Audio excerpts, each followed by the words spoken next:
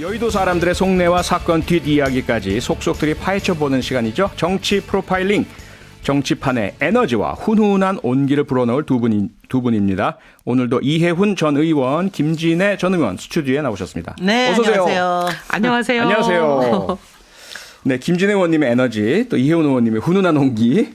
감사합니다. 네, 함께 좀 부탁을 드리도록 하겠습니다. 지금은 제 에너지 드릴게요. 워낙 경선적이시니까. 감사합니다. 훈훈합니다, 진짜. 네, 감사합니다. 예, 어제부터 국민의힘 당원 투표 시작됐지 않습니까? 네. 투표열기 정말 뜨겁고 과반 넘겼던데요. 놀랬어요. 네. 예.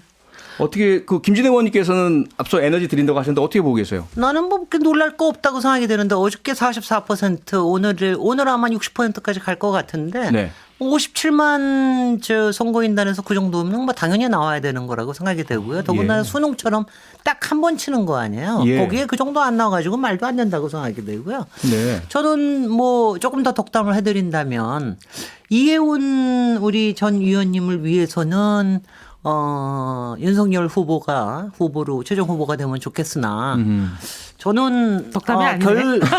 결론은 어떻게 될지 모르겠으나 예. 솔직히 윤석열 대선 후보가 된다면 사실 네.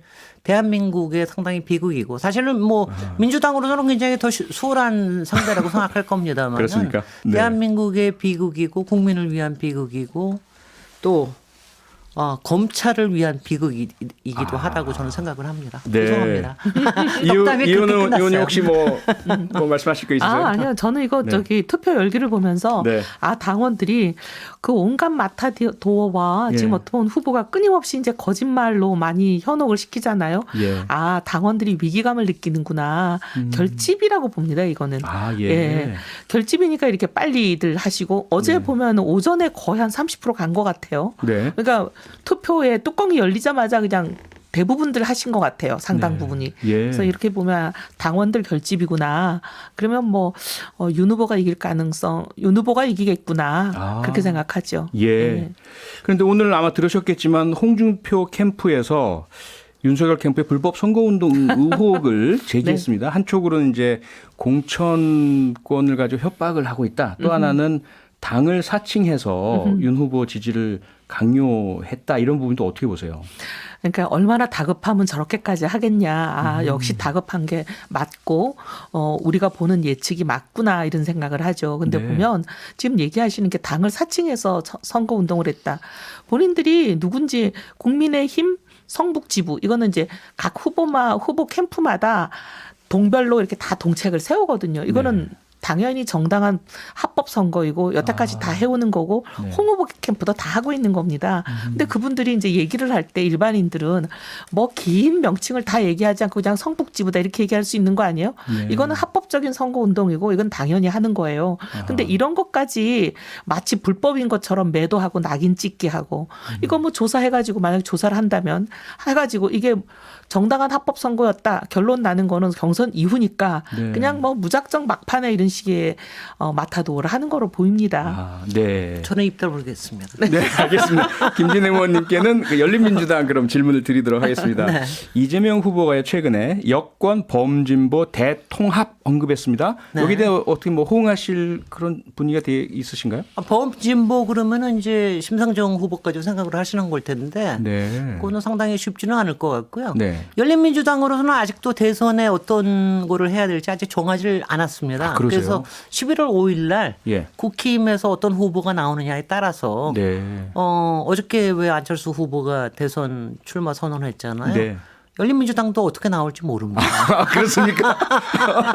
김진애 의원님이 혹시 출마를 그러니까 네. 모든 가능성은 다 열려. 모든 가능성이 열려져 있다. 있습니다. 알겠습니다. 혹시 뭐 결정되시면 뉴스아이킥에 제일 먼저 알려주시기 바라겠습니다. 예, 그러면 이번 주 이슈 재난지원금 관련해서 좀 이야기를 해보겠습니다. 이재명 민주당 대선 후보가 추가적인 대국민 재난지원금을 주장을 했는데요. 두 분 다 경제 전문가시고요. 이해훈 의원님 어떻게 보세요? 저는 지금 적절한 시기도 아니고 방법도 그렇게 해가지고는 효과적이지가 않다. 네. 늘 주장하는 바지만 전 국민 주는 거는 어떻게 보면 돈에 비해서 효과를 덜 걷죠. 네. 덜 내잖아요.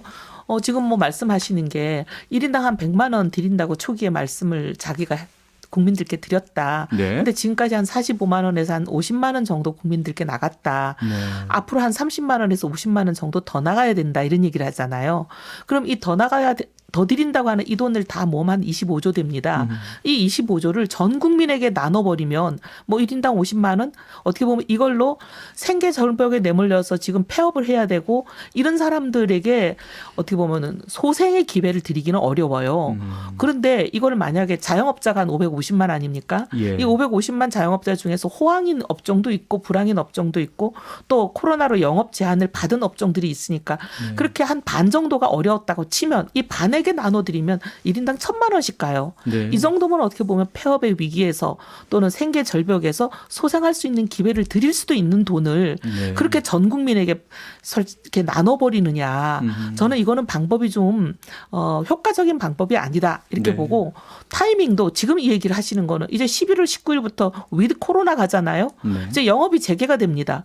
그래서 어떻게 보면은 지금까지 영업 제한 때문에 못했던 영업 활동들을 하시는 시기인데 굳이 이 시기에 이렇게 해야 되느냐. 이거는 제가 보기에 이제 선거용이다. 정치적 재난지원금이다. 이렇게 보죠. 네, 시기와 방법 다 잘못됐다. 김진애 의원님 동의하세요? 저는 일단은 이제 이번에 얘기하신 게 일단 평소에 이재명 후보가 갖고 있던 컨셉트를 일관되게 얘기하는 거라고 생각이 돼요. 예. 일단은 이제 보편적으로 국민 모두에게 지원을 해야 된다라고 하는 거. 그다음에는 네. 이제 본인이 주장하시는 기본소득이라고 하는 개념과도 일맥상통하고. 예. 그런데 이제 지금 위드 코로나 시대에 왜 그걸 필요로 하느냐 이런 얘기를 하시는데 저는 사실 두 가지 얘기를 드리고 싶은 게 일단은 이제 위드 코로나 시대이기 때문에 사실 이번에 나가는 게 각 네. 개인에 대한 지원보다는 사실 경기 부양적인 효과를 훨씬 더 누릴 수 있을 겁니다. 바로 네. 이번에 나갔던 5차도 비록 88%에만 나가긴 했지만 상당히 경기 부양 효과가 있었거든요. 그래서 그 부분에서 오히려 타이밍상으로 굉장히 효과적이라고 보고요. 예.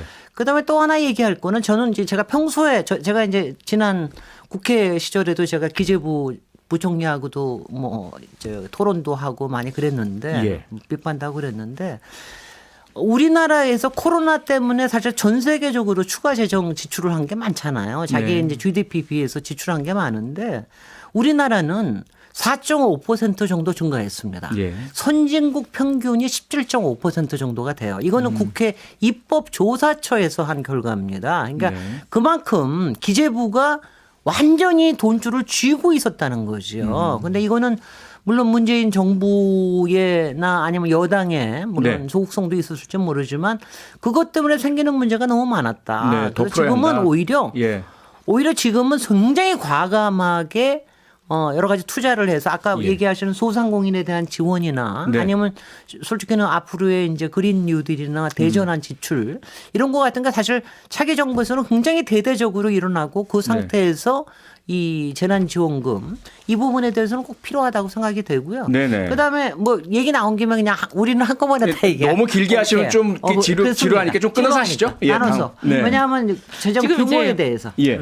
재정 규모도 얘기를 하는데 네. 지금 보면 우리나라가 1948년에 건국해가지고 70년 오는 동안에 나라 정부 빚이 수립, 예. 정부 수립이 네네. 돼서 대한민국 정부라는 게 생긴 이후로 네. 70년 동안에 쌓인 빚이 600조예요. 약 600조인데 문재인 정부 요 딱 4년 반, 5년 기간 동안에 400조가 빚이 쌓였습니다. 아니 어떻게 70년 동안 여러 정부가 쌓은 빚에 비해서 600조밖에 안 되는데 문재인 정부 딱 한 번에 이렇게 400조나 빚을 만들어내느냐 이거예요. 나라 빚을. 네. 이게 굉장히 심각한 문제고 지금 너무 돈을 갚을 생각은 안 하고 예. 빚이라는 게 그냥 자기들은 이 정부 끝나고 나가버리면 되는 것처럼 너무나 무책임하다 이런 생각이 들고 네. 그다음에 위드 코로나기 때문에 지원해야 되지 않냐 그러시는데 그러기 때문에 전 국민을 지원하는 것보다 예. 피해 업종만 아주 절실히 도움을 필요로 하는 분들을 두텁게 드리는 게 맞다. 아하. 이거는 작년에 우리가 1차 지원금은 전 국민에게 한번 드렸고 네. 그다음에 2차 지원금은 피해받은 분들에게 집중 지원한 적이 있습니다. 그렇죠. 이 두 개를 가지고 국책연구소로 잘 알려져 있는 KDI가 분석한 게 있어요. 예. 해봤더니 전 국민에게 지원하는 것보다 피해 받은 사람들에게 집중 지원하는 게 훨씬 효과가 있더라. 그 연구 결과도 나왔잖아요. 우리 과학하시는 분이고 네. 지금 이제 데이터 갖고 얘기하시는 분인데 우리 분석한 인문학하는 결과는 사람이에요. 근데요. 과학적 솔직히 분석을 이 받아들여야죠. 의원님 네. 저는 좀 실망인 게 왜냐하면 그 1000조 400조 얘기를 국힘당 국회의원들이 계속 얘기를 하시는데 네, 나는 국가 채무요. 그분들은 비전문가니까 난 그렇게 놔두는데 아시다시피 우리 전문가로서 우리 대한민국의 국가 채무 비율이 얼마나 낮은지는 아시잖아요. 한 40% 남짓합니다. 50%까지 갔어요. 문정부 덕분에. 40% 정도. 40% 좀 넘어섰죠. 그다음에 아유, 49% 아니 그렇다 하더라도 예. 뭐 독일도 65% 정도밖에 안 되고 일본 같은 경우는 235%예요. 미국 같은 경우는 그보다 상당히 미국이 100% 넘었습니다. 그러니까 그만큼 짠돌이만 한 거예요. 왜냐하면 비상일 때는 풀어야 됩니다. 네. 그리고 그거 함으로 해서 경기를 부양시켜서 예. 그다음에 상승시키도록 하라고 네. 정부의 재정이 있는 거지. 그 재정 규모도 얘기를 하면 네. 지금 이제 25만 한 30만에서 50만 원 얘기하셨지만 되게 한 25만 원 정도 기준으로 한다면 한 15조 정도 드는 거로 계산이 나와요. 근데 예.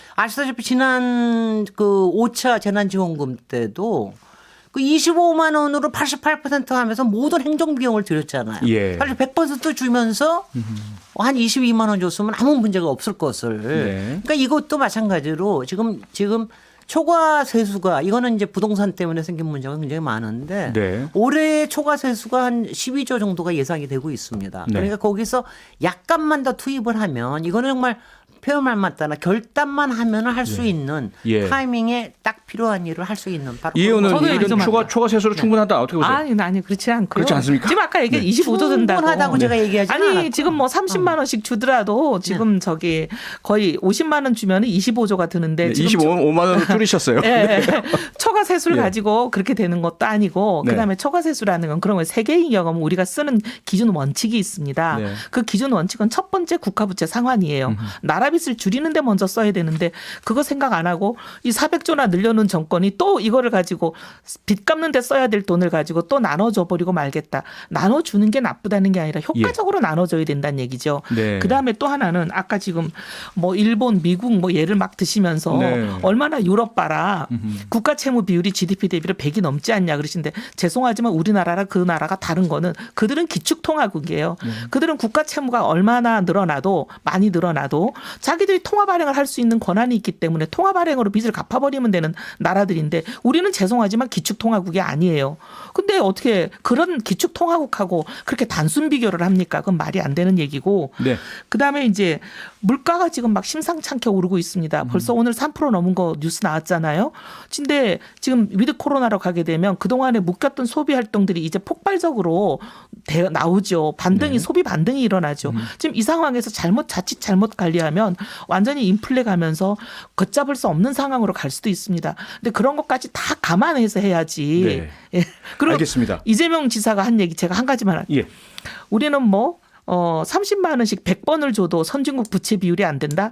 제가 계산해 봤습니다. 부채비율 훨씬 넘습니다. 그렇습니까? 네. 네. 선진국 부채 비율보다 훨씬 넘고 알겠습니다. GDP 지금 100% 안 된다 이거는요. 그러셨는데 125%가 말로만 되더라고요. 해가지고는 안 예. 되고요. 예. 표를 가지고 네. 우리가 그렇다고 여기서 강의를 할 수도 없으니까. 그러니까 어쨌든 뭐 양측의 진보적 경제관 또 보수적 경제관의 충돌 같아요. 그래서 네. 보는 시각이 많이 다르시고 하니까 네. 충분히 좀 이렇게 설명이 되신 것 같고요. 네. 다만 이제 요거 하나만요. 유튜브에서 강미애 님이 댓글로 앞서 이제 김진애 의원님이 말씀하신 포인트 같아요. 피해 업종만 지원하기로 하면 거기에 못 들어가는 사각지대가 생기고 또 그 문제를 다루면서 행정비용이 또 늘어나게 아니 하는 이런 정확하게 부분이거든요. 얘기하면 업종이라고 얘기보다 피해를 받으신 분들이죠. 네. 업종 말고 예, 피해 업종이라기보다는 피해를 네. 받으신 분들이죠. 예. 업종별로 그렇게 하기는 소상공인 어렵죠. 피해 지원도 늘려야 됩니다. 그러니까 그 분으로 그것도 한다 너무 지금 하더라도 짜게 가고 있어요. 실제로 피해를 받으셨는데 예를 들자면 뭐 그런 거 뭐 창업 시기에 따라서 또는 매출 증명의 어떤 방법에 따라서 그런 거는 못 받으시는 굉장히 분들. 많이 완화하고 풀어야죠. 완화해 예, 완화하고 풀어야 되고. 네. 근데 지금 이분이 말씀하신 대로 그러면 그냥 지금 어떻게 보면은 1,000만 원, 2,000만 원이 필요한 분한테 30만 원 드리고 끝날 건가요? 그렇게 비교를 해야죠. 아니, 30만 원 드린다고 소상공인에 그분들에게 대한 무슨 피해 지원은 소생의 그대로 기회가 손실보상, 됩니까? 네. 손실보상에 대한 게 분명히 있습니다. 그건 그대로 가는데 손실보상법 지금 제정이 현재 됐죠. 네. 그 워낙 좀 적죠. 기준 자체가 좀 낮아서 네. 그거를 좀 올려야 된다. 그러니까 그거를 올리자는 거예요. 상당히 그거는 필요하다고 그러니까 이제 생각이 듭니다. 개인들에게 네, 그렇게 네. 30만 원씩 나눠 주는 돈을 손실 보상에 더 얹어드려서 네. 확실한 손실 보상이 제대로 되게 해드리자는 거죠. 자, 알겠습니다. 이거는요 국회에서 하라고 그러죠. 국회에서 하라고 그러고. 네, 국회에다 떠넘기시고요. 이거 하나만 좀 짚어볼게요. 그런데 그러한 이제 어떤 경제관의 차이와 또 상관없이 국민의힘 쪽에서는 지금 이재명 후보가 대장동 의혹으로 곤란한 지경에 처해 있기 때문에 이런 전국민 재난지원금 이슈로 난관을 돌파하려고 한다. 이러한 이제 의혹을 제기합니다. 그렇게 보이죠. 네. 왜냐하면 지금은 왜 뜬금없이 위드 코로나 2주일 앞두고 갑자기 재난지원금 들고 나오겠어요. 네. 타이밍이 전혀 맞지도 않고. 시기적으로. 그리고 더 기가 막힌 거는 지금 본 예산 내년에 지금 지급한다는 거 아니에요? 예. 근데 이미 정부는 그 내년도 예산을 국회에 보냈잖아요. 예. 근데 그 예산안에는 당정 척이 합의한 건데 여당 내에서 네. 자기들끼리 합의해서 온 거에는 재난기원금이 아예 배정이 안 돼 있어요. 네. 안 돼 있는데 갑자기 지금 와가지고 네. 여야 합의가 필요한 문제를 꺼내면서 이렇게 이제 분란을 일으키는 거잖아요. 네. 그러니까 이게 다른 목적이 있다라고 보이죠. 예, 김진애 의원님. 네. 위드 코로나는 11월 1일 어저께부터 시작이 됐습니다. 했고요. 어제부터. 네. 예. 그리고 이거는 왜냐하면 저는 이재명 후보의 강점은 민생 경제 개혁이라고 생각을 해요. 네. 사실은 다른 거 어떤 것보다도. 근데 오늘 선대위에 출범하면서 거기서 얘기한 게 오늘 이제 부동산 개혁에 대한 거를 굉장히 세게 얘기하지 네. 않지 않았습니까? 네. 그러니까 이게 대장동에 대해서 빠져나오겠다 이게 아니에요. 아. 대장동에서도 본인이 잘한 부분도 있지만 분명히 부족한 부분이 있다. 예. 문재인 정부가 노력한 부분도 있지만 또 거기서 굉장히 실수한 부분도 있다. 이거에 대해 사과를 하고 네. 그 이후에 개혁으로 가겠다라고 하는 걸 절대로 정면 돌파를 하겠다는 그런 의지가 있는 거기 때문에 네. 저는 마찬가지로 지금 이게 뭐 재난지원금 하나뿐만이 아니에요. 다른 네. 여러 가지 이혼 위자료에 관련된 부분 예. 여러 가지 지금 얘기 나오는 것들이 주 4일제를 뭐 한번 검토를 네. 하겠다. 이런 것들이 다 우리의 민생 경제에 관련된 것들이거든요. 이거를 꾸준하게 내놓는 거는 이재명 후보의 컨셉트하고도 맞고 네. 사실은 지금 국민들이 원하는 것이 바로 그런 것들이다. 알겠습니다. 이렇게 봅니다. 네, 또 하나의 포인트가요. 민주당에서도 당과 조율이 안 됐다. 왜 후보가 됐으면 당의 정치를 따라야지 이런 얘기가 나오고요. 그다음에 민주당 홍남기 내에서. 경제부총리도 뭐 답변을 회피하는 모습을 보이고 있어요. 홍 어떻게 보세요? 부총리가 이번에는 강하게 막으셔야죠. 왜냐하면 지금까지 어떻게 보면은 이거 지금 여태까지 5번의 재난지원금에 대해서 이게 이제 만약에 시행이 된다면 6차 재난지원금인데 네. 5차 동안에 홍 부총리가 일관되게 얘기해오고 아하. 견제해온 게 있잖아요. 예. 근데 그 6번 중에서 가장 이게 지금 말 안 되는 아하. 타이밍에 말 안 되는 나가야 한다? 방식인데 네. 근데 이거를 만약에 반대하지 않고 그냥 알겠습니다. 넘어가면 네. 지금까지 그 진정성이 의심받죠. 알겠습니다. 김진애 의원님 30초. 네, 홍남기 부총리는 뭐 여전히 하시던 대로 하시든가 말든가. 그다음에 예. 저는 민주당에 대해서는 네. 이게 뭐 타당이기는 하지만 사실은 예. 대선 후보가 된다라고 하는 건 이런 과감성이 필요한 겁니다. 예. 분명히 여기에서 여러 가지 갈등이나 여러 가지 조율이나 앞으로 얘기 필요할 거예요. 근데 아하. 오늘도 나왔듯이 네. 이거는 같이 조율해 가면서 가겠다. 다만 처음에 푸시 자체는 아하. 후보의 힘에서부터 나온다. 이렇게 생각이 먼저 듭니다. 밀고 나갈 필요가 있다. 네. 알겠습니다. 오늘 여기까지 하겠습니다. 정치 프로파일링 지금까지 김진애 이혜훈 전 의원과 함께했습니다. 두 분 고맙습니다. 네, 감사합니다. 오늘 잘못했다가는 하시든가 말든가. 다음 주에 뵙겠습니다. 다음 주에 오시든가 마시든가. 네. 다음 주에 뵙겠습니다. 네. 고맙습니다. 평일 저녁 6시 5분에 여러분을 찾아갑니다. MBC 라디오 표창원의 뉴스 하이킥.